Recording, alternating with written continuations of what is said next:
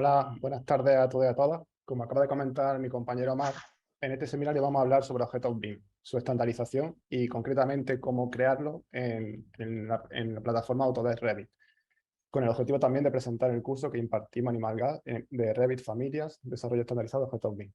Volviendo al índice del seminario, en el punto 2 trataremos los estándares que veremos a lo largo del curso.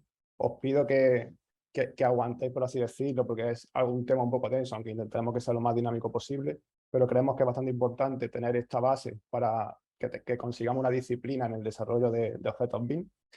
Y a continuación veremos parte del temario que vamos a ver en Revit Familias, con ejemplos en el propio software, y acabaremos estableciendo el flujo de trabajo que seguiremos para la creación de objetos BIM, auditoría de esos objetos y la optimización de familias de fabricantes o ajenos. Por último, acabaremos comentando la dinámica de la organización del curso que ya Omar más o menos ya ha esbozado, ¿vale? En cuanto a la definición y estandarización de objetos BIM, el curso no pretende quedarse, como hablaba antes, en la creación de familias sin más, sino que intentaremos englobar la creación de estas familias dentro de un entorno de interoperabilidad hacia la que la metodología BIM está enfocada. De manera que incidamos continuamente en un correcto flujo de trabajo, que culmine en un buen rendimiento del objeto y en su estandarización, para que dicho objeto pueda entenderse desde cualquiera de los software BIM que ofrece el mercado. Por otra parte, la competencia que se adquiere al desarrollar objetos BIM supone un paso clave para extraer todo el potencial que cualquier software BIM nos ofrece. Y es que nos permite desarrollar objetos personalizados y adaptarlos a cualquier cliente o proyecto de manera que consigamos conseguir el máximo desarrollo de un proyecto BIM. Tras esta introducción, debemos comenzar preguntándonos qué es un objeto BIM. Pues un objeto BIM es básicamente la piedra angular de la metodología BIM. Son los elementos que conforman un modelo BIM, representando todos los elementos de la construcción y suponen el contenedor de datos y de información gráfica que un objeto BIM requiere para su identificación en un modelo. Por otra parte, el objeto BIM solo ha de considerarse apto si se adapta tanto a los requerimientos de desarrollo como de uso BIM que un cliente nos solicita. Es decir, un objeto BIM no es mejor porque tenga un mayor nivel geométrico de detalle y tal. O sea, un buen objeto BIM es aquel que se adapta a los requerimientos del cliente. Por poner un ejemplo, no tendría sentido sobremodelar un elemento hasta el último tornillo si un cliente lo que nos ha solicitado es el uso BIM de detección de interferencia y no el de representación realista de ese objeto. Por lo que si quisiéramos obtener la característica de adquirir esa interferencia, lo que debemos hacer es más bien, como vemos aquí en este ejemplo de un elemento MEP, es modelar esos espacios de mantenimiento que el objeto BIM requiere, de manera que en el modelo BIM podamos establecer los espacios donde no podemos situar otro elemento. ¿Vale? Otros dos puntos clave para entender la importancia de los objetos BIM dentro de la metodología BIM son la flexibilidad y estandarización que aporta. En cuanto a la flexibilidad, un objeto BIM ha de ser diseñado de manera tal que permita una generación de tipos ágil y flexible, algo de lo que haremos especial hincapié a lo largo del curso. Más allá de la flexibilidad que acabamos de comentar que un objeto BIM ha de tener, el uso de bibliotecas BIM, que será parte de la práctica del curso, que mencionaremos más a continuación, nos aporta además una herramienta importantísima para poder unificar todos los datos, valores de parámetros de los objetos BIM que una empresa pueda tener, de manera que se puedan ajustar rápidamente a las exigencias que nos pueden hacer cualquier cliente o organización con la que trabajemos.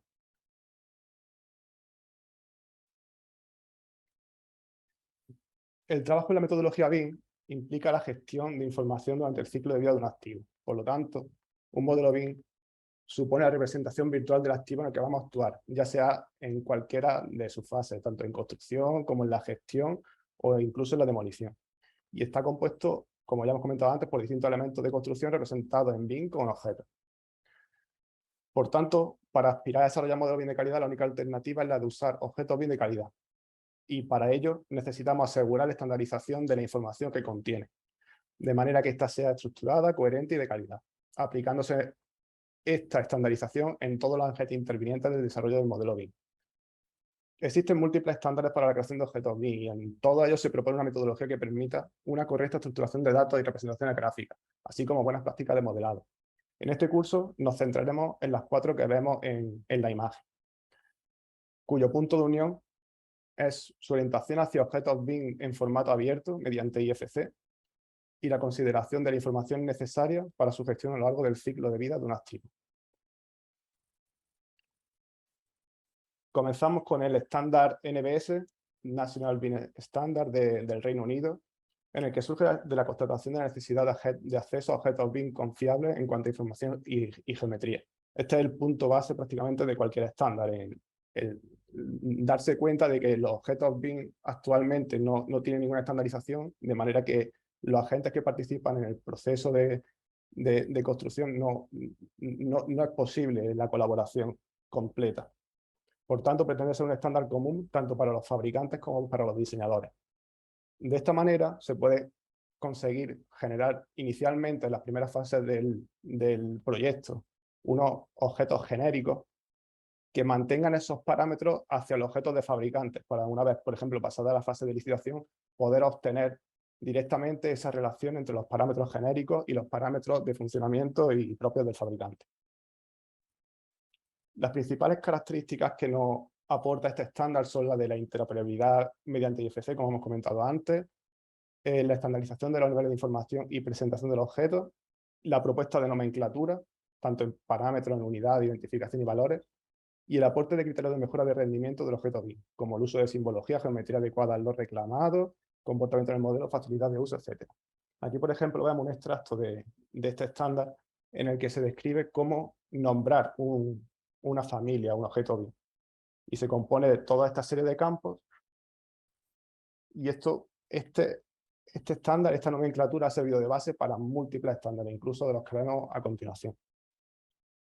Además, este estándar tiene una página web que vamos a ver a continuación, en la que dispone de una biblioteca inmensa y de una enorme calidad, y en donde se puede apreciar esto que acabo de comentar, de cómo la nomenclatura, los parámetros, cómo se consigue esa unificación en todos estos términos.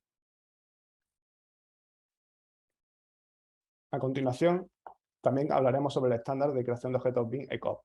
Se trata de un estándar nacional de aquí de España, y en este estándar basaremos prácticamente todos los objetos BIM que crearemos a lo largo del curso, simplemente porque también se adapta a la normativa española, código técnico y evidentemente tiene una marcada orientación hacia el estándar IFC y el contexto normativo europeo. Como punto importante de este estándar, mencionar la propuesta de conjunto de propiedades, como podemos ver en la imagen de la diapositiva, y además dividida por las fases en las que se propone que ese conjunto de propiedades, bueno, no sé, para quien no lo conozca, los conjuntos de propiedades son simplemente un conjunto de las propiedades de REL, de parámetros, ¿vale? Entonces, este estándar es bastante avanzado en este aspecto. Para verlo, podemos ver aquí en el estándar, en el ECOP, como en el anejo 3, cómo relaciona todas las clases IFC con las clases BIM ECOP, ¿vale? Entonces, hace unas propuestas bastante completas de manera que consigamos esa interoperabilidad. Además, también, lo que mencionaba anteriormente de los grupos de propiedades, lo dividen por categoría de IFC. Aquí, por ejemplo, habla de un terminal de aire en IFC, los tipos de objetos que pueden representar esta categoría y todos los parámetros agrupados por grupos de propiedades que ha de tener este tipo de elementos. O sea, es una cantidad de información y de parametrización enorme, y todo esto evidentemente está apoyado en un archivo de parámetros compartidos para que podamos usarlo en nuestro día a día. Además, este estándar propone distintos niveles de desarrollo, tanto de geometría como de información. relaciona la clase IFC con los tipos BIM, ECOB y los elementos BIM, como acabamos de ver, y da especial importancia a la identificación de la autoría y de la titularidad del objeto. Los criterios de nomenclatura son bastante parecidos a los que hemos visto anteriormente de la NBS. Aquí podemos ver un extracto de cómo se nombran, aunque como aquí añaden, por ejemplo, el año y versión del programa, cosa que en NBS no se realiza. Y también, en cuanto a lo que comentaba en el primer punto, de los niveles de desarrollo y geometría de información, vemos cómo establece una serie de logs, de level of graphics, básico, medio y tal, y cómo en cada punto menciona las características que ha de cumplir esos elementos para que se consideren aptos en este nivel. A continuación, pasamos al Load Specification de BIM Forum. Este es bastante conocido. Imagino que algunos de vosotros ya lo conoceréis. Es un estándar americano y en el cual se proponen una serie de niveles de desarrollo que el objeto BIM ha de tener según la fase de load, ¿vale? Este nivel de desarrollo se puede entender como un nivel, como la suma del nivel de detalle geométrico y gráfico más el nivel de información que contiene el objeto BIM. Y cuenta con estos 6 niveles que se muestran aquí, partiendo del LOD 100 como el más básico, que es una representación simbólica, que incluso puede ser un símbolo en 2 dimensiones, para pasar a una representación geométrica aproximada, sin tener una geometría precisa, como si ya se consigue en LOD 300, para pasar al LOD 350, que ya se representa con los elementos de coordinación que son necesarios para la construcción de ese elemento, y como el LOD 400 ya es no tanto el nivel geométrico, sino que ya se insiste sobre todo en la parametrización enfocada a cómo ha de construirse el elemento. Por último, el LOD 500 sería ya una representación as-built del objeto y enfocada básicamente a la gestión del activo en el funcionamiento. Como ejemplo, veremos ese ejemplo que estaba en la diapositiva, veremos cómo en cada categoría dentro del estándar, como a partir de cada nivel de load, cómo va especificando las características que ha de presentar ese objeto para que pueda considerarse apto en ese nivel. Por último, el último estándar que vamos a ver también es un estándar de origen nacional de la página web Bimética, que supongo que muchos conoceréis por su biblioteca de objetos BIM que contiene. Y este estándar, lo más especial que tiene es que está enfocado a fabricantes. Esto quiere decir que la representación gráfica se debe adecuar a la disciplina profesional del que va a usarlo, teniendo en cuenta que en ningún caso ha de afectar negativamente al resto de gente de otra disciplina interviniente en el proyecto. La calidad de los datos de textos que propone el estándar, tanto de carácter técnico como comercial, han de ser suficientes para el buen desempeño del objeto en las diferentes fases de un proyecto y para todos los agentes de la construcción interveniente. En este caso es necesario diferenciar los objetos BIM genéricos de aquellos de marca, de manera similar a como hacíamos con ECO. De manera que ese flujo de traspaso de parámetros y de información sea coherente entre todos los agentes. En este estándar también se propone una serie de niveles LOD muy similares al LOD Specification que acabamos de ver de Estados Unidos. Y sin embargo, aquí propone una nueva fase que es la LOD 600 enfocada a la demolición y reforma de ese activo. También en este estándar se propone una serie de dimensiones BIM que son asimilables a los usos BIM que posiblemente algunos conozcáis de Chile, por ejemplo, en el que lo que comentábamos antes, si te solicitan cualquiera de estas dimensiones para el desarrollo de un objeto BIM, te tienes que adaptar a estas dimensiones y no puedes plantear otras, no para conseguir un mejor objeto, sino simplemente hay que adaptarse a las dimensiones del objeto que nos solicitan. Incluso aquí también, dividiéndolo en las fases que un proyecto suele tener, te solicita qué niveles de los objetos BIM han de disponer. También como punto importante, ya que es un estándar muy orientado a fabricantes, se hace especial hincapié en los conjuntos de propiedades que identifican la identidad legal y los identificadores de los elementos que se generan. Creo que es lo más especial que propone este estándar. Para verlo rápidamente, lo que comentábamos antes es esta estructura de datos a la que proponen ellos, con identidad legal, también evidentemente enfocado bastante al IFC, a las especificaciones técnicas, etc. Vale. Enhorabuena por haber aguantado este primer punto de estandarización. He intentado que sea lo más ameno posible, pero entiendo que es un tema denso. Pero creo que es esencial, por lo que comentaba antes, porque es que nos va a dar una disciplina y es que no todo es modelar sin más en Revit, sino que tenemos que adaptarnos a un estándar, porque la metodología BIM es colaboración. Entonces no nos queda otra que adaptarnos a los estándares para que todos los agentes intervenientes en el proyecto BIM hablemos en el mismo idioma, por así decirlo. Vale. A continuación, vamos a hablar sobre los objetos BIM en Revit, lo que son las familias. Las familias son, como ya conoceréis prácticamente todos, supongo, son la representación de los objetos BIM en Revit. Pueden ser tanto elementos geométricos como simbólicos y contienen la información necesaria para crear la réplica virtual de la construcción que comentábamos anteriormente.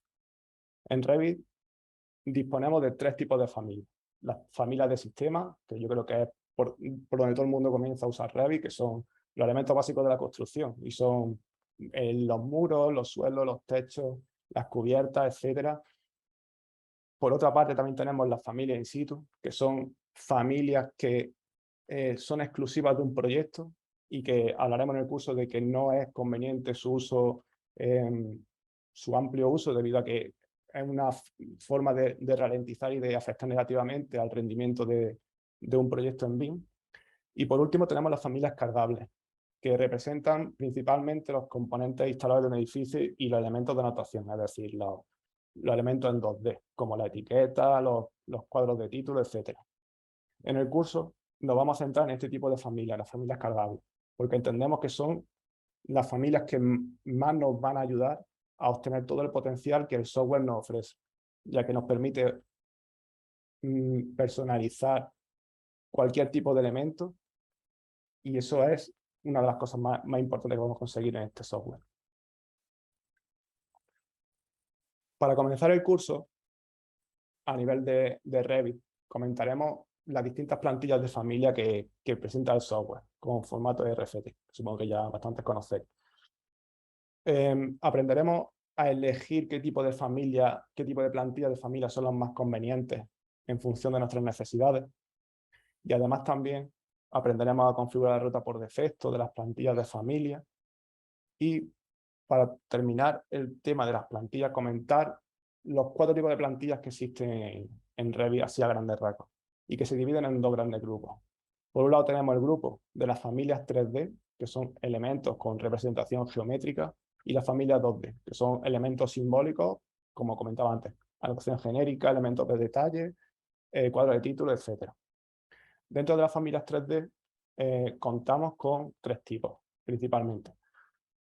Las familias sin anfitrión son aquellas que al insertarla en un modelo BIM no tienen ninguna limitación, sino que puede simplemente con el nivel de referencia lo puede emplazar libremente a lo largo del modelo. Por otro lado, tenemos las familias 3D con anfitrión, que son aquellas, como por ejemplo las puertas, las ventanas, que necesitan de un anfitrión para poder insertarse. Estas familias, comentaremos algo del curso, que son quizá algo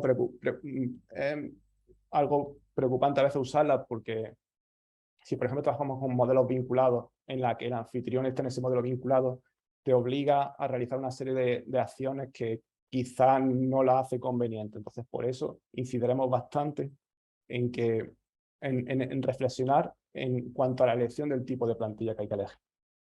Y por último, de familias 3D, existen también las familias con funciones específicas, que en este caso pues, podemos hablar como por ejemplo, las vigas de celosía estructural o las familias adaptativas basadas en patrón. Son familias muy concretas para casos muy concretos.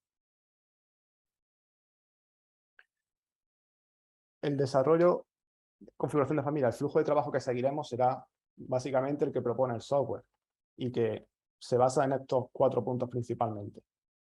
Comenzaremos con la creación del esqueleto de la familia, es decir, con la realización de los elementos de referencia necesarios para que la geometría se ajuste paramétricamente de manera correcta. A continuación, parametrizaremos ese esqueleto. Aquí en esta imagen podemos ver cómo tenemos aquí el esqueleto y aquí ya cómo empezamos a meter parámetros a ese esqueleto, para a continuación crear la geometría que se restringe a ese esqueleto, a esos elementos de referencia.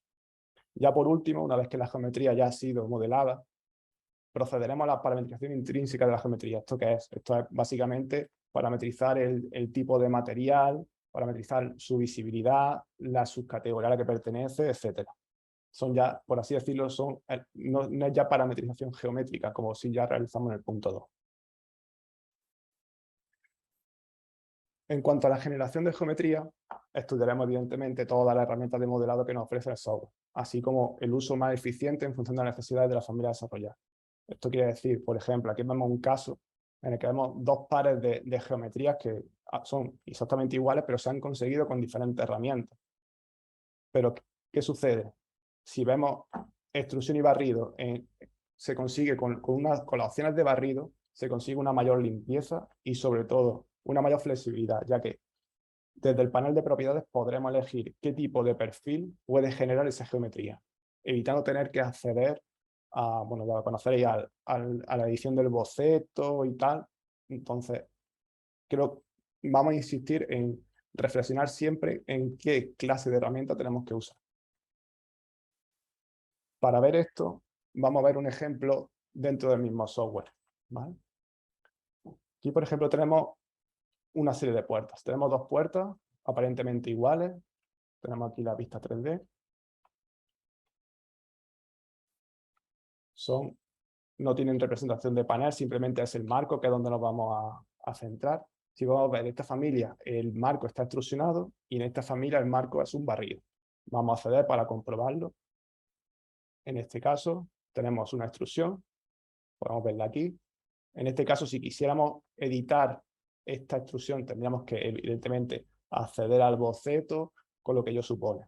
Sin embargo, si accedemos a la familia basada en barrido en cuanto al marco, tenemos inicialmente, esta es la que tenemos en proyecto.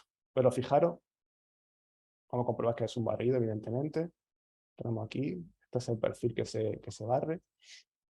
Vemos como desde la paleta de propiedades, teniendo evidentemente los perfiles, las familias de perfiles anidadas en la familia de puertas, como de qué manera tan sencilla podemos generar nuevas geometrías de barrido con un simple clic. Esto, claro, esto obliga a un uso bastante avanzado de parámetros, porque estos perfiles deben estar asociados sus valores a la familia anfitriona. Entonces, esos parámetros deben ser compartidos y ser comunes entre todos los perfiles que se carguen, ya que si, por ejemplo, imaginaros que este perfil no tuviera el mismo punto de origen, cualquiera de ellos, ¿qué podría suceder? Bueno, aquí tengo preparada una familia rectangular incorrecto en el que el punto de origen difiere de los otros tres que sí hemos visto que funciona correctamente. ¿Qué sucede?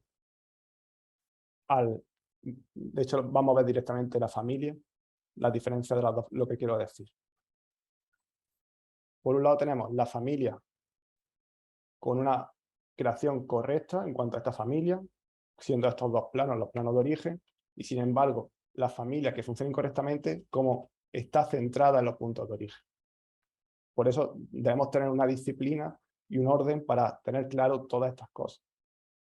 Pero creo que el resultado que nos ofrece, la verdad que es bastante más eficiente que el uso de extrusiones o tal. Entonces, haremos bastante hincapié en ese tipo de cosas. Vale. Perdón.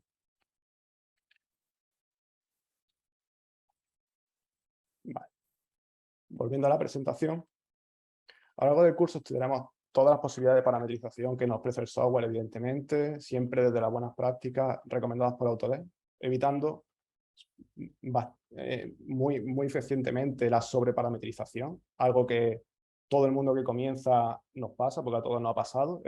Una vez que sabes parametrizar, vamos a parametrizarlo absolutamente todo, y eso al final nos damos cuenta de que redunda en un mal funcionamiento de la familia en el modelo, incluso dentro del editor de familia.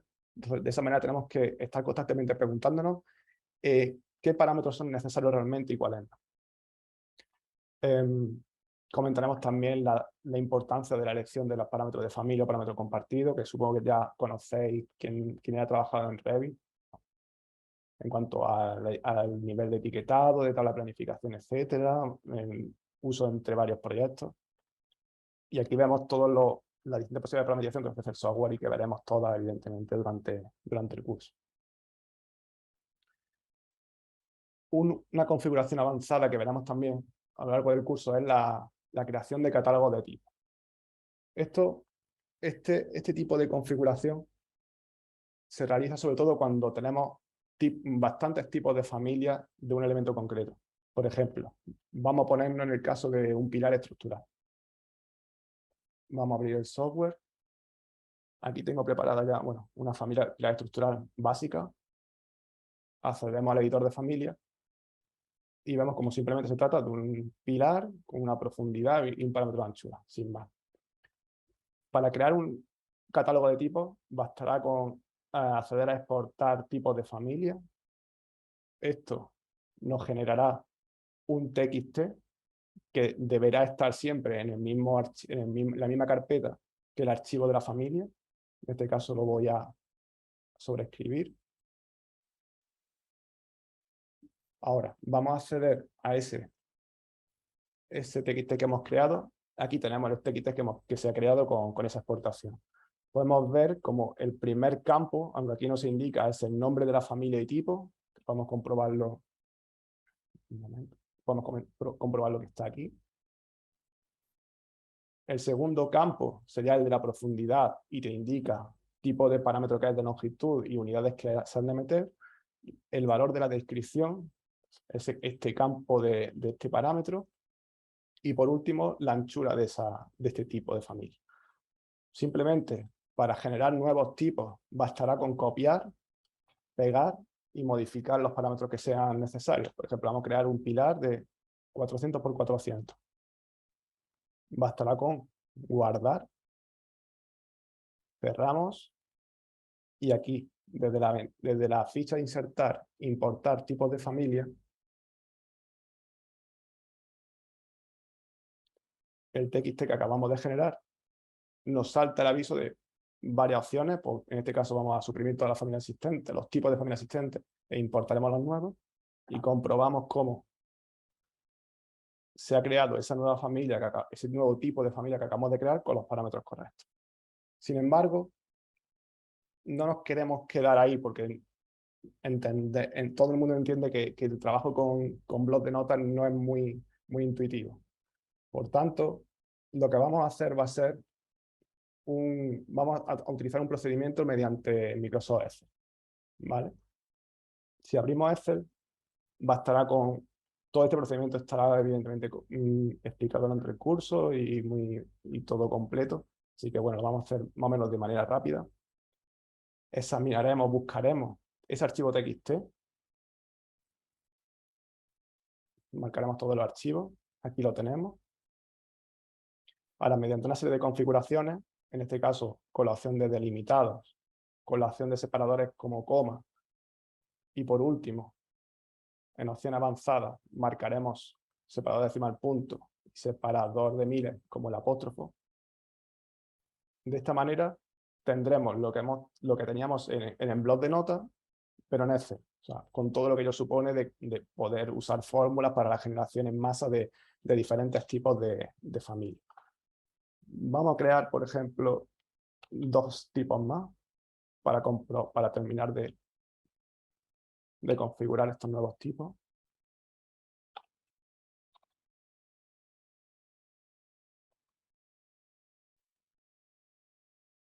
¿Vale? Y acabaremos guardando como un formato concreto que sea capaz luego de leerse en red, CSV delimitado por comas, ¿vale? Vemos cómo se ha generado aquí un archivo CSV. Lo que a continuación haremos será cambiarle la extensión a TXT para que pueda leer el software. Primero tenemos que cerrar, evidentemente, el CSV, ya está cerrado. Y una vez que ya hemos generado este archivo, vamos a intentar de nuevo generar esos nuevos tipos de familia.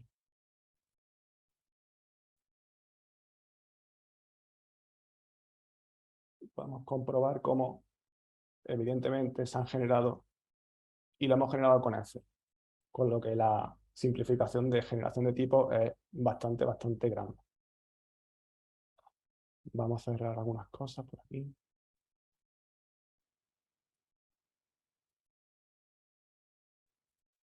Bueno, la parte de insertar en el software, supongo que la conocéis, pero bueno, a ver que si me deja. A ver, vale. Insertar, cargar familia. La inserción de una familia con catálogo de tipos no es como las demás, que puedes cargar la familia desde el editor de familia, sino que tienes que acceder al botón de cargar familia directamente desde el modelo, para así que te aparezca la ventana y aquí puedas elegir los tipos de familia que tú quieres añadir a tu proyecto. De esta manera, ¿que se consigue? Pues básicamente que si tenemos una familia con 200 tipos, que esos 200 tipos no estén todos cargados en el modelo, sino que seas capaz tú de decidir cuáles de ellos cargar para mejorar el rendimiento del modelo en general. Vale. Vamos a volver a la presentación.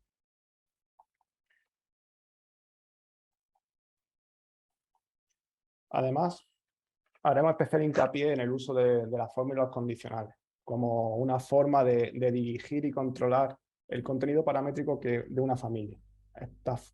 Cabe destacar que estas fórmulas, que estas fórmulas se aplican en todos los tipos de familias. O sea, si por ejemplo vemos aquí este cuadro de diálogo de tipos de familia, no podemos aplicar una fórmula para cada tipo de la familia. Así que es algo que debemos tener en cuenta. Para ver cómo funciona esta fórmula, vamos a ver un ejemplo rápido de su uso. Vamos a acceder, tenemos aquí esta puerta, esta mesa de escritorio. Vamos a acceder y desde una vista frontal vamos, por ejemplo, a querer controlar que, imaginaros que queremos que este listonado del cierre trasero de la mesa, queremos que se ajuste. Puede comentar que, bueno, estos son familiaridades de listón, o sea que es un parámetro asociado y tal. Entonces queremos que la altura se ajuste al cierre trasero, a la altura que hemos elegido en el proyecto. Para ello, vamos a mantener aquí este esquema con estas tres acotaciones principales. Accederemos de la siguiente manera. El parámetro cierre trasero altura, que es este, y es el parámetro al que está asociado la longitud de estos listones, insertaremos la siguiente fórmula, que será la altura, que vemos aquí, la altura total de la mesa, menos el valor del cierre trasero altura suelo, que es este valor. Debemos escribir todo con la mayúscula y minúscula exactamente igual que el parámetro. Y por último, restaremos también los 20 milímetros de la tabla, del espesor de la tabla. De esta manera, este valor se adapta constantemente a la altura y a este parámetro. Podemos ver aquí que ya se ha ajustado correctamente al plano de referencia.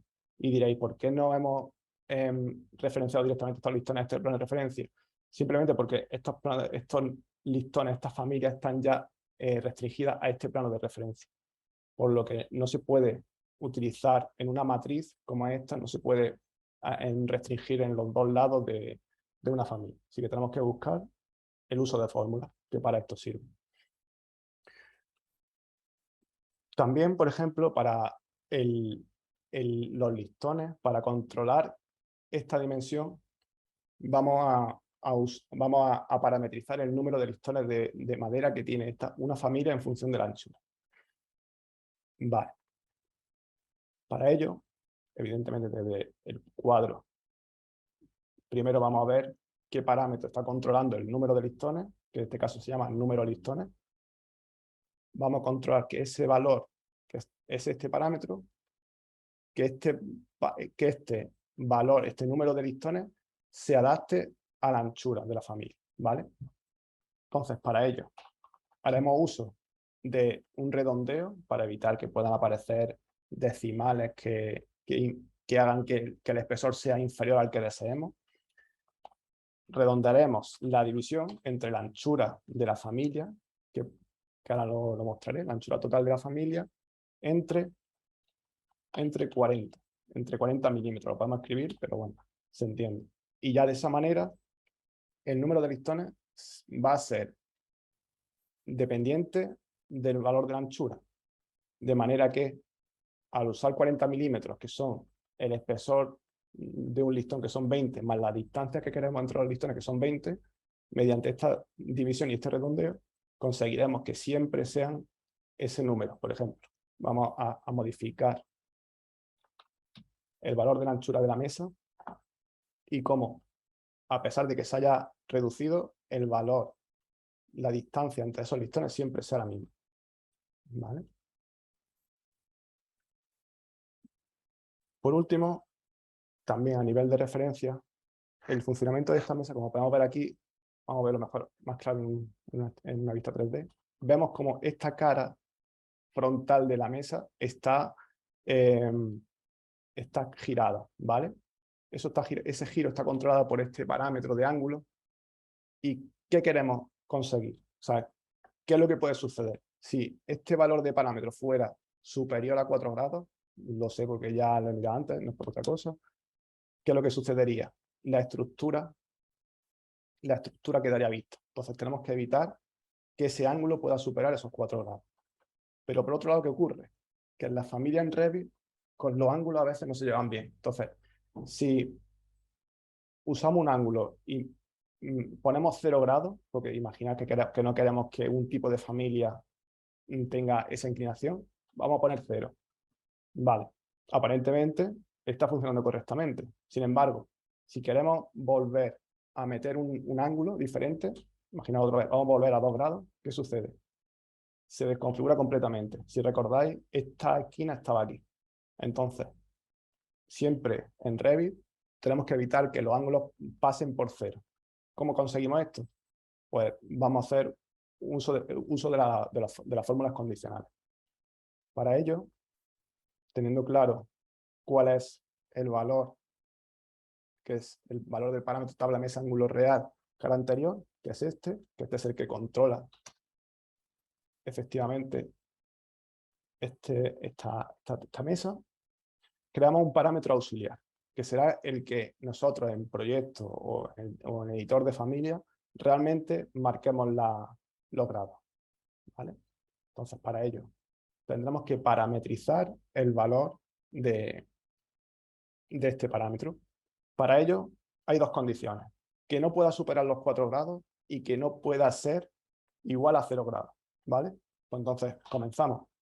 Un condicional, un if, si el valor de la tabla mesa ángulo cara anterior, es decir, el parámetro auxiliar que nosotros hemos usado, independiente de la geometría totalmente, si ese valor es inferior, aquí un momentillo porque tengo que copiar el símbolo de grado porque no consigo la manera de que ese símbolo lo pueda sacar a través de mi teclado. Pero bueno, volvemos. Si ese valor sea 0,0.5 grados, en el caso de que sea inferior a 0,5 grados, por ir del lado de la seguridad, para evitar que pueda poner 0,3, que también funcionaría, pero bueno, marquemos 0,5 grados. Si en el caso de que fuera inferior a 0,5 grados, que el valor del ángulo sea 0,5 grados, que de ahí no pueda pasar. Y ahora, si no es menor que 5 grados, es decir, si en el caso que fuera mayor de 5 grados, ya tenemos dos situaciones. Si de 0,5 a 4 grados funciona correctamente, no hay problema. Sin embargo, queremos también limitar que pueda superar los 4 grados. Pues, ¿qué hacemos? Insertamos de nuevo otro condicional en el campo de la negación de esta condición. Para ello, volvemos a escribir tabla mesa, ángulo, cara, anterior, mayor. O sea, si el valor del ángulo es mayor que 4 grados, que es lo que queremos evitar, ¿Cuánto quiero que valga? Pues 4 grados. En ese caso, que valga 4 grados. Y en el caso de que no sea superior a 4 grados, pues ya nos encontramos en la situación que nosotros queremos, que es que valga el valor del parámetro auxiliar que hemos estado usando. Pues entonces, en ese caso, el valor tendrá que ser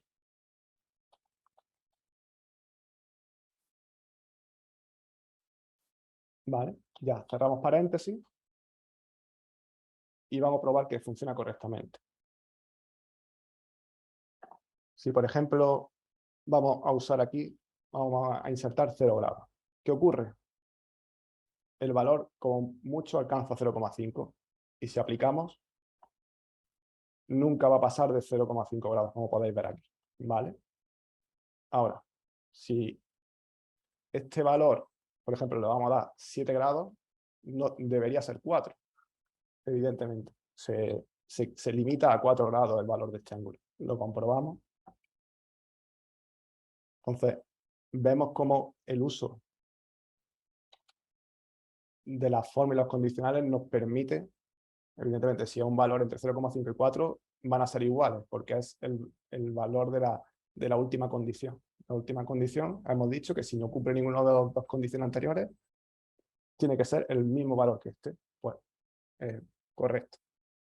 Y ya por último, para terminar la formulación en Revit, vamos a generar, por ejemplo, queremos limitar que la existencia de los equipos informáticos, limitarla al valor de la profundidad de la mesa. Es decir, actualmente esta mesa tiene una profundidad de 700. Imaginaros una mesa de 500 de profundidad, no podríamos trabajar en ella. Entonces queremos que esos elementos dejen de existir en el caso de que ese valor de profundidad sea inferior a un cierto valor, ¿vale? También recalcar que el parámetro de visibilidad que se ve aquí, que eso lo hemos bastante hincapié en el curso, el parámetro de visible realmente no es visible. Esto es existencia del elemento. Y lo veremos más claramente a continuación con la familia de unidades y familia de unidades compartidas, ¿vale? Entonces, hemos creado una serie, hemos asociado estos 3 elementos que son familia anidadas, lo hemos asociado a este parámetro, equipo informático visible, ¿vale? Entonces, ese será el parámetro a controlar. Aquí tenemos, ¿vale? Entonces, tenemos que hacer un uso de una fórmula condicional en el que, dependiendo del valor de la profundidad, pues se active, o sea, es un parámetro booleano, solamente tiene si no, pues en el caso de que sea, si la condición, si el valor del parámetro profundidad es inferior a 600 milímetros, por poner una dimensión concreta, ¿qué queremos? Si el valor de la profundidad de esta mesa fuera inferior, queremos que se desactive ese parámetro. Entonces tenemos que añadir una formulación que dé como resultado un booleano falso. ¿Cómo se consigue en Revit? Pues diciendo, por ejemplo, este estamento, que 1 sea mayor que 2. Se trata de una sentencia falsa. En el caso, a continuación, tras la coma, volvemos. Si la profundidad no es menor que 600, pues queremos que este parámetro esté activo, o sea, que esos elementos existan. Pues, ¿qué haremos? Haremos una sentencia que sea verdadera, que 1 es menor que 2. De esta manera, ya el valor del parámetro está relacionado con el valor de la profundidad. Para comprobarlo, vamos a marcar aquí, por ejemplo, que la profundidad sea 550 y vemos cómo se desactiva. Aquí en el editor de familia nunca se desactiva la visibilidad de los elementos, pero sin embargo podemos ver que aquí no es visible. Esto sí se va a apreciar en un entorno de proyecto, ¿vale?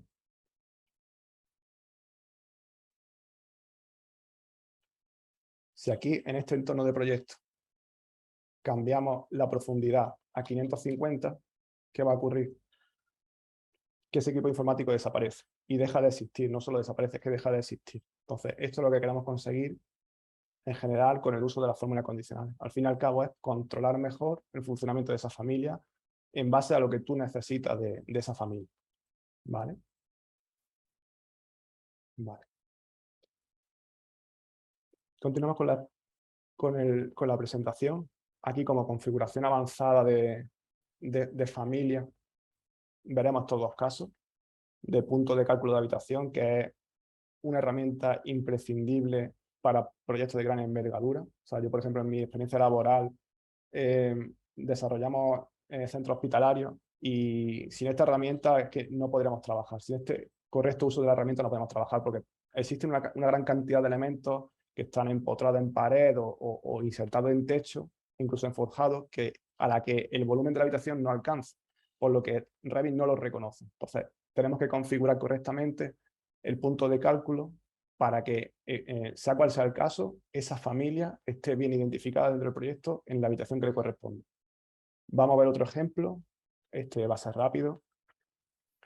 Tenemos aquí una serie de luminarias que, si vemos una tabla de planificación, vale, la he hecho antes de entrar y la he dejado bien hecha, pero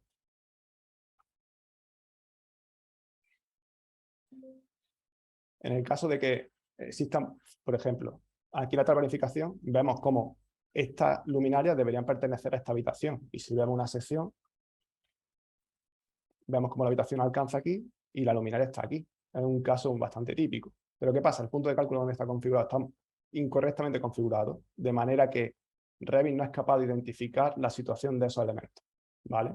Entonces, básicamente, como ya habéis visto que he hecho, pues será simplemente editar en la familia, asegurarnos que no tiene por qué estar activo el punto de cálculo de habitación, tenerlo activo y desplazarlo hacia un punto que sepamos que no va a haber duda de que va a coger la habitación donde pertenece. En este caso, dejamos aquí un margen de toda esta diferencia para que este sea el punto de reconocimiento de la habitación, ¿vale? Ahora sí, si cargamos en familia, en el proyecto, ya sí veremos cómo la tabla de planificación ya identifica la situación de esos elementos dentro de la habitación que le corresponde. Entonces, esta herramienta, esta configuración es imprescindible para el uso con una gran cantidad de elementos en un proyecto complejo, ¿vale? Volviendo a la presentación, el siguiente punto es corte con vacío al cargar. Otra herramienta bastante útil y que permite que los vacíos que contenga una familia, o sea, una familia cargable, todos los vacíos que contenga y que estén desenlazados, es decir, que no corten la geometría dentro de la familia, puedan cortar geometría dentro del modelo BIM. Como podemos ver aquí en este ejemplo de un rodapié que genera una sombra, pues queremos conseguir esto, ¿vale? Esta herramienta tiene limitaciones y no aplica a todas las categorías. Aquí veremos en qué categoría aplica, ¿vale? Vamos a ver un ejemplo rápido.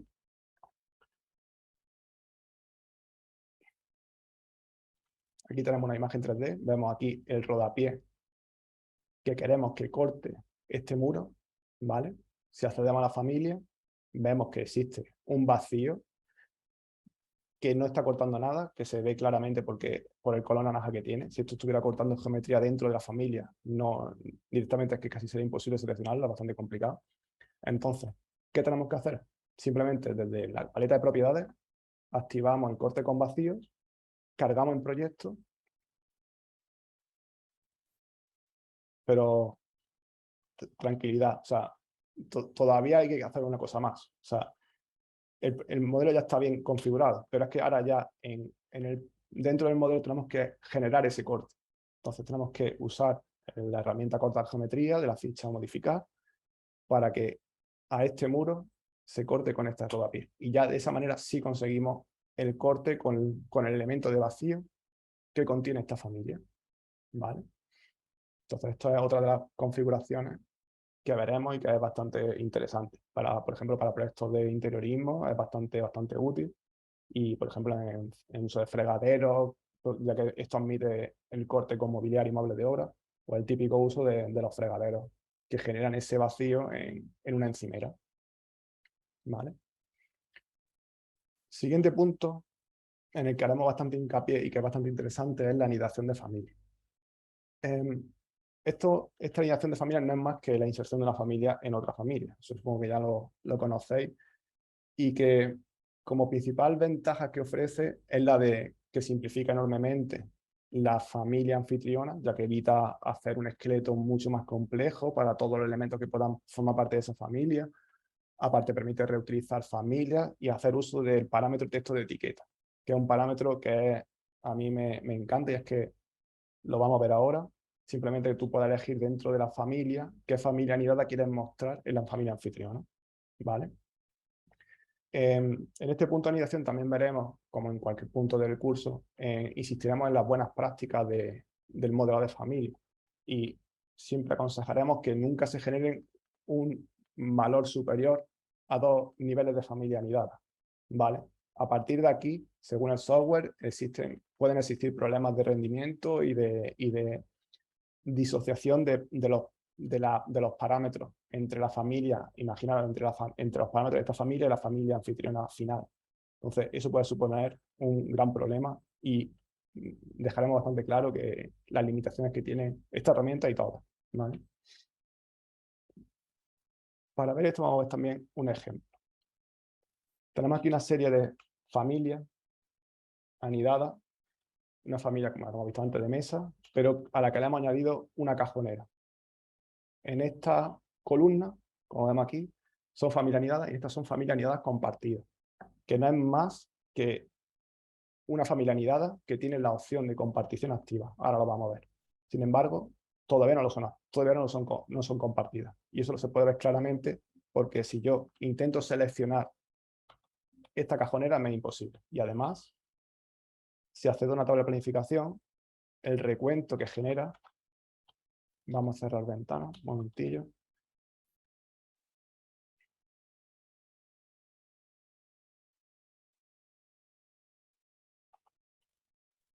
Esta tabla ya está filtrada de manera tal que permita leer las familias que me interesan, porque esto forma parte de un modelo con bastante más familia mobiliaria, pero bueno. Lo que comentaba antes, esta cajonera tenemos que activar la compartición. Si os fijáis bien, esta familia se llama anidad compartida, son diferentes, ¿vale? Y mesa anidada. Estos son 3 tipos, y estos son 3 tipos de la familia compartida. Vamos a acceder a esta familia, vamos a activar la compartición de ese cajonera y vemos las ventajas que ofrece. Esta es la familia que tenemos aquí, ¿vale? Anidada. Si entramos en esa familia, simplemente bastará con activar la compartición de la misma. Lo podéis ver aquí, y la cargamos de nuevo en la familia anfitriona. Este punto es importante que se reflexione bien, porque una vez que una familia es cargada como compartida, ya no puede pasar a ser no compartida. Es una limitación que tiene el software, y que haremos hincapié a lo largo del curso, ¿vale? Y por otra parte, ya que tengo aquí mobiliario, esta es la familia que no compartida, inmueble bajo superpuerta. Vamos también a anidar otra familia que está cargada aquí, y esta ya sí está compartida, ¿vale? Lo que os comentaba antes del texto de etiqueta es este parámetro. ¿Y qué es lo que hace este tipo de parámetro? Aquí se llama mueble tipo. Es que si accedemos al cuadro de diálogo de tipo de familia, nos permita, aquí lo tenemos, mueble tipo, nos muestra una lista desplegable de todas las familias de mobiliario de la categoría desde la que hemos partido para crear ese parámetro, para elegir qué tipo de familia queremos ver, ¿vale? Si, por ejemplo, vemos cómo se nos ofrecen 2 opciones. Pues si en vez de esta con cajón superior y puerta, elegimos la opción de puerta y aplicamos, cómo se modifica esta familia de cajones, ¿vale? Entonces, esto es un valor bastante importante de los textos de etiqueta. Una vez que tenemos ya compartida esta familia, vamos a ver su funcionamiento en Revit. Y si os dais cuenta, fijaros aquí la tabla de verificación, cómo ya han aparecido dos familias nuevas, que son esta cajonera, que ahora ya sí podemos seleccionarla, y esta familia. Y aquí podremos seleccionar, fijaros, en el desplegable este que hemos comentado antes, que es un parámetro de ejemplar, como podemos ver aquí, y cómo estas familias empiezan a hacer recuentos. Es decir, estas son familias que son independientes, forman parte del modelo, igual que la anfitriona, pero aquí las tenemos tan asociadas a esta familia anfitriona. Y eso, pues, facilita enormemente y simplifica muchísimo la familia anfitriona en este caso, ¿vale? Aparte de la flexibilidad que te ofrece, imaginad que este parámetro fuera de tipo, crear cualquier tipo con 10 tipos de cajoneras. O sea, simplemente sería hacer un desplegable e ir eligiendo qué familia de las que esté encargada la familia anfitriona queremos ver, sin más. Además, lo que comentaba antes de la visibilidad, ya se me olvidaba, es que el parámetro de visibilidad, aquí podemos ver que está asociado a esta familia cajonera a mueble visible, que no es mueble visible, que ahora lo vais a entender, porque en esta familia, fijaros, si yo digo ya, mirad toda la planificación, voy a activar la visibilidad de esa cajonera. ¿Qué sucede? De repente aparece una nueva familia en el recuento. O sea, no es visibilidad, es existencia. Y aquí es donde se puede comprobar que realmente no está demasiado bien nombrado ese parámetro de visibilidad dentro del editor de familia. Eso haremos bastante hincapié porque es un error bastante común en el entorno profesional. En no entender que esté visible realmente es la existencia de un editor. ¿Vale? Vale. Volvemos a la presentación. ¿Vale? También, evidentemente, veremos distintas familias de símbolos de anotación, o sea, veremos todas las familias de símbolos de anotación, como pueden ser los elementos de talla, anotaciones genéricas.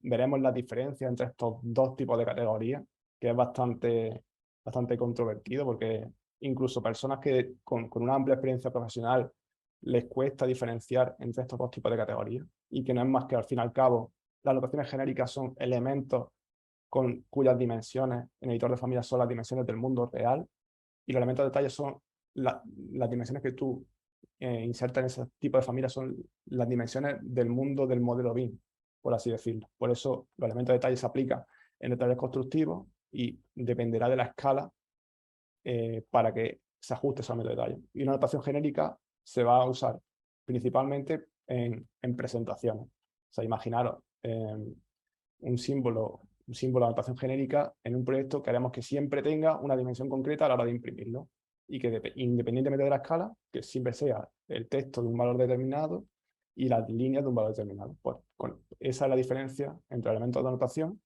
y los elementos de detalle. ¿Vale? En este tipo de familias vamos a aprender nos vamos a centrar, por ejemplo, en un cuadro de títulos, que creo que es el más complejo que se nos puede presentar, ¿vale? Aquí vemos, bueno, evidentemente aprenderemos a personalizar, insertar imágenes que sirvan para la personalización de marca de cualquier empresa. Aprenderemos a insertar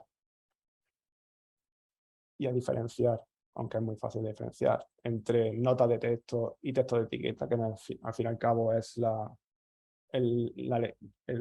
capacidad de leer un parámetro de un plano. También generaremos aquí, por ejemplo, lo que siempre pasa de la escala. O sea, hay veces que en la escala tenemos diferentes escalas en un plano y queremos solamente que se muestre una escala. Y el software todavía, que yo sepa, no lo consigue. Entonces tenemos que hacer insertar un valor, o sea, insertar una familia de anotación genérica que dependa, cuya visibilidad dependa de lo que tú actives. Entonces, pues, por ejemplo, vamos a verlo aquí mejor. Aquí, por ejemplo, ahora mismo, la escala personalizable visible está oculta. O sea, estamos viendo la escala real de los planos que hay aquí. Pero ¿qué pasa? Si yo quiero personalizar ese tipo de escala, aquí ya puedo yo escribir la escala que yo quiera. Y simplemente y fijaros que cuando se activa uno se desactiva el otro para evitar que se superponga, ¿vale? Esto evidentemente se debe usar con precaución y siempre cuando sea necesario. Siempre, evidentemente, intentar que se muestre la escala real de la vista. Pero hay casos que es que no es posible. Vale. Volviendo al bloque de título, también aprenderemos a insertar tabla de planificación de revisiones. Como hemos comentado antes, anidar familias de anotación genérica que nos puedan servir para la zonificación, ¿vale? Y incluso leyendas. Yo personalmente, y por lo que he visto, la manera que más me convence de hacer una leyenda es a través de una familia de notación genérica que se inserta y la cual se le asocia un parámetro de texto de etiqueta, como hemos visto anteriormente. De manera que, ¿qué conseguimos? Si, por ejemplo, aquí queremos activar la zonificación, ¿vale? Ya se muestra la zonificación. En este plano queremos mostrar la zonificación porque estamos viendo el ala norte, creo yo que es, este ala, pues queremos mostrar la zona 1, que en este caso, ¿vale? Pero bueno, ¿qué pasaría si quisiera mostrar la zona 2? Pues ya está. Como un texto de etiqueta, se modifica y en el caso de que este plano mostrara la zona 2, pues simplemente se despliega aquí y ya está, ¿vale? Y por otro lado también parametrizamos la visibilidad de la leyenda. Si la activamos, se nos completa con una línea, se nos aparece la leyenda y ya está basada en instalaciones. Por ejemplo, si quisiéramos que en este plano, en vez de iluminación como en este caso, se trata de una leyenda de electricidad, simplemente, con ir cambiando aquí, vas modificando el tipo de leyenda que es. O sea, esto es súper útil y es súper sencillo de usar. Y fijaros, no tiene más historia. Es un desplegable y donde vamos eligiendo qué tipo de leyenda que es. Que esta leyenda, simplemente ese tipo de leyenda están metidas, como podéis ver aquí, en la familia del bloque de títulos, ¿vale? Entonces eso es algo que está bastante bien y que si alguien me convence de otra forma de hacer leyenda, pues yo lo escucho. Pero ahora mismo para mí es la mejor opción de usar leyenda en bloque de títulos y la más linda, ¿vale? Por último, si volvemos a la presentación, ya estamos terminando, o sea, no queda demasiado, ¿vale? Veremos también familia adaptativa, o sea, estudiaremos la creación de paneles de muro cortina adaptativa basada en patrón, como podemos ver aquí, y crearemos componentes adaptativos de panel complejo. Vamos a ver un ejemplo rápido en el software.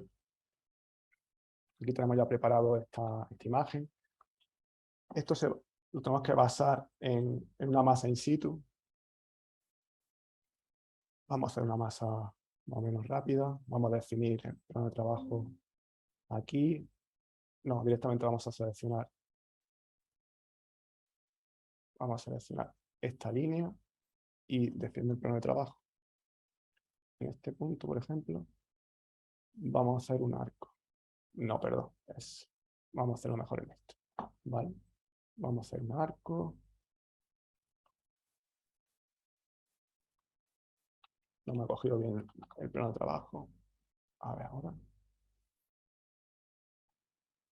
ahora sí. Y vamos a hacer un arco así, por ejemplo. Y vamos a seleccionar las dos líneas. Crearemos una forma. ¿Vale? Y ahora seleccionaremos, dividiremos esa superficie con el número de elementos que queramos en cada. Esto entiendo que gran parte de los que asisten a este seminario ya posiblemente lo conozca porque al final son modelados de masa y de superficie en patrón. Y mediante un panel de muro cortina que ya previamente he creado y que lo tengo aquí, vamos a asociar que ese patrón se realice en base a ese panel de muro cortina. ¿Vale? Dejamos un momento porque esto va a tardar en cargar un poco.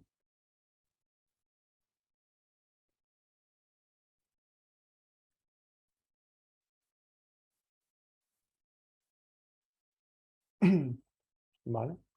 Y ya hemos conseguido con este panel adaptativo cubrir toda esa cubierta. Y este panel no es más que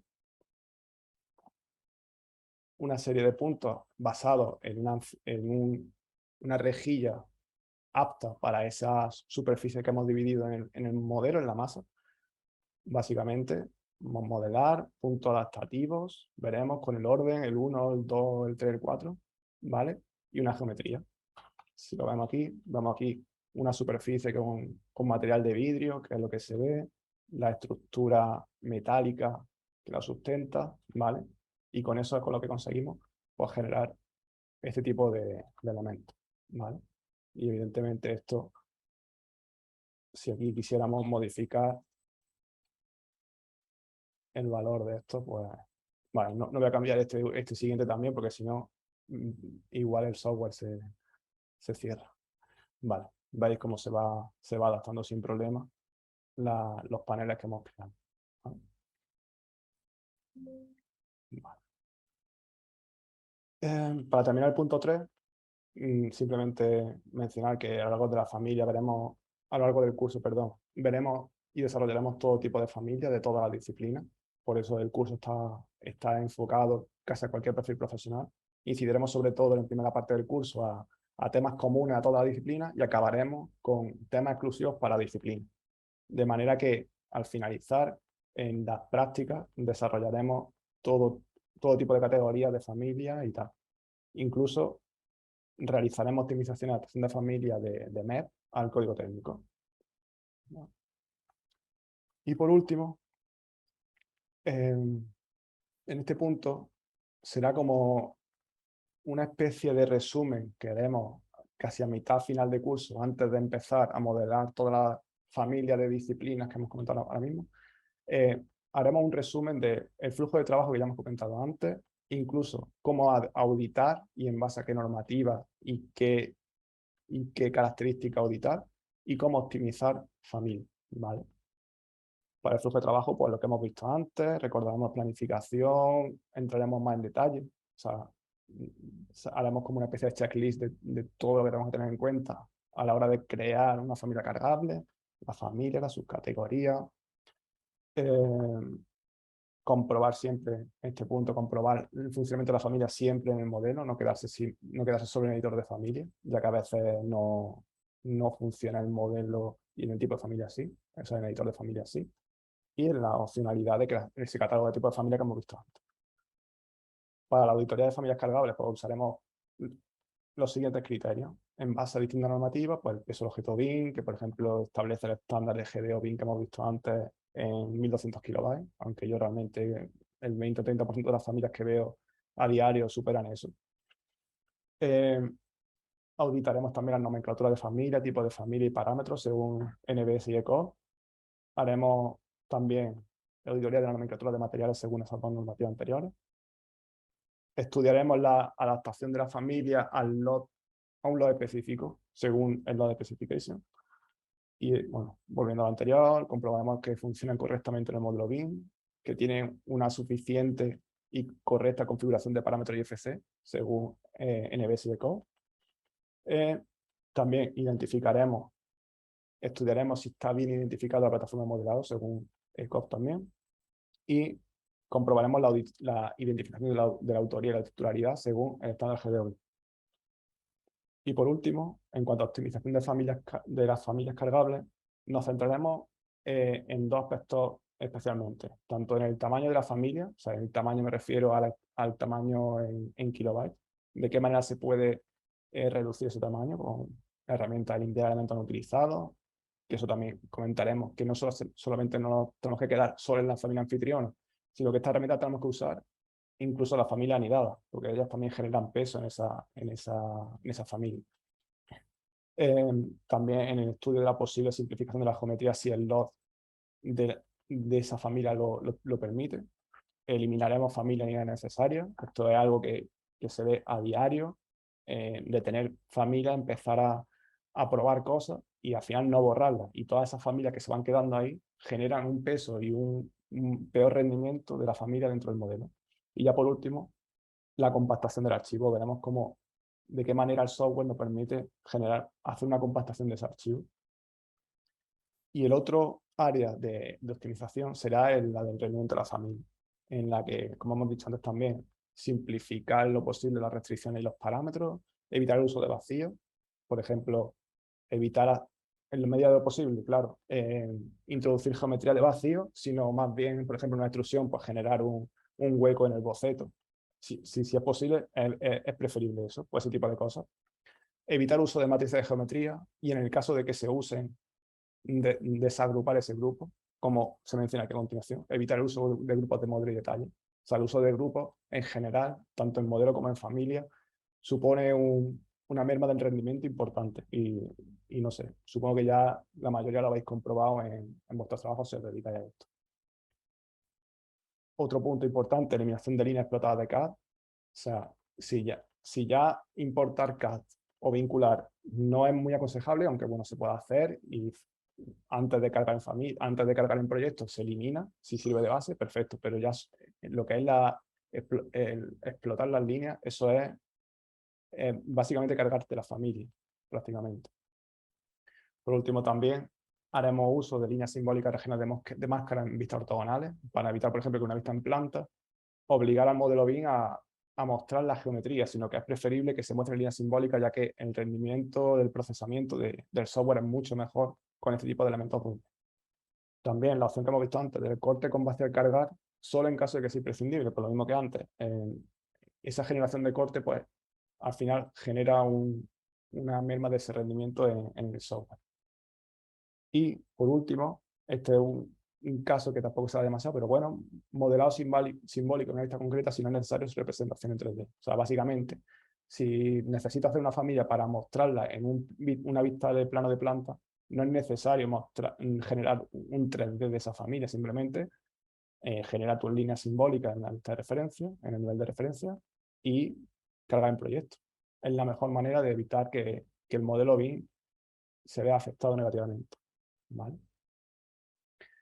Y ya para terminar, comentar la dinámica de la organización del curso, aunque ya Omar antes ha comentado por encima de cómo va a ser, y es la modalidad del curso es 40 horas de clases en webinars, que serán unas 10 clases, desde junio hasta finales de julio, y 15 horas de tutoría. O sea, las clases van a ser principalmente por la tarde, para que se pueda adaptar a cualquier persona que esté trabajando de mañana, y serán los viernes, si no recuerdo mal, de 4:30 a 8:30, y los lunes de 7 a 10.